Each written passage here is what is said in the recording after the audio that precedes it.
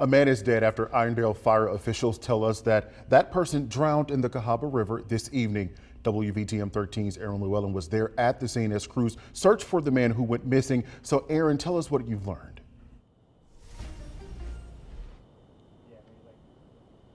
Yeah, Jarvis, as of right now, the man has not been identified by the Jefferson County Coroner's Office, but we were told by fire officials that his family was on scene when his body was pulled out of the water.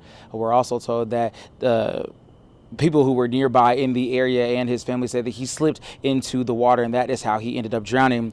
Now, Battalion Chief Brian Anderson says it happened just after 4:30 this afternoon. He said the call came out as a person who was lost in the Blue Ridge Parkway. Several agencies like Leeds Fire Department and the Jefferson County Sheriff's Office helped out with the search. He says he slipped on some rocks, fell in, and got swept away by the current, and his family never saw him again. Right now, Anderson says he's not sure how long the man was underwater, but the search did take 2 hours. And he says other members of the man's family had to get help out of the water from bystanders, but they are okay.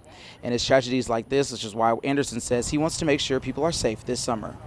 Please just make sure, if you're not a strong swimmer, do not get yourself in a situation where you may be pulled into a current, and if you have to, wear some sort of personal flotation device and have a plan to where if it gets to a certain depth, you know not to go and stay in extremely shallow, not above your ankles or anything like that if you're a very weak swimmer, because unfortunately it leads to tragedies like this, and then we get caught and then we have to break the bad news to families and citizens alike.